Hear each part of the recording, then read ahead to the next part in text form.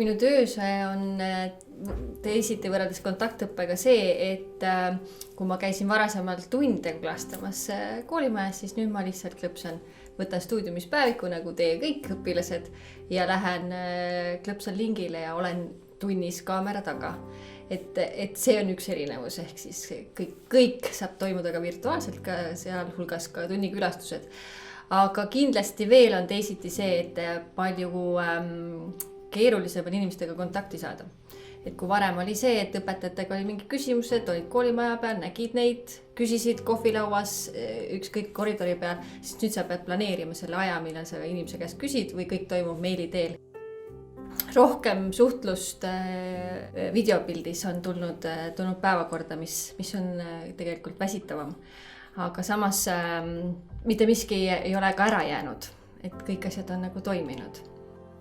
Ja teine on väljakutse on ikkagi selle väsimusega hakkama saamine, et kindlasti õpilased tunnevad seda ka igapäevaselt, aga see ekraani aeg ja see, et on vähem liikumist, et see on väsitavam, aga tuleb leida neid võimalusi, kuidas siis ennast liikuma panna ja kuidas motiveerida.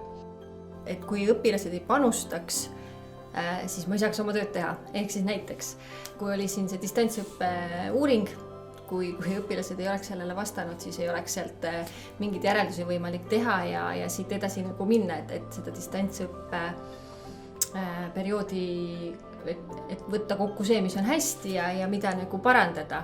Et igal juhul on õpilaste panus hästi oluline ja mida aktiivsemalt näiteks vastavad õpilased tagasiside uuringutele või küsitlustele, seda paremini saan mina oma tööd teha ja analüüsida ja vaadata tulevikku, et mida siis nagu peab teistmoodi tegema.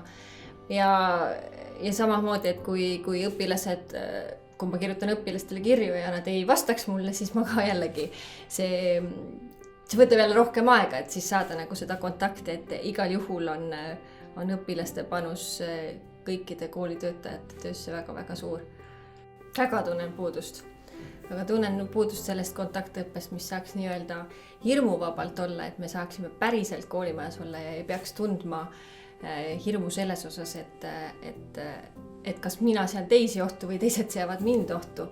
Et tahaks seda kontaktõpet tagasi, mis oli varasemalt, kus oli mõnus ja sa saidki reaalselt inimestega rääkida ja ei pidanud hoidma 2 meetrit distantsi.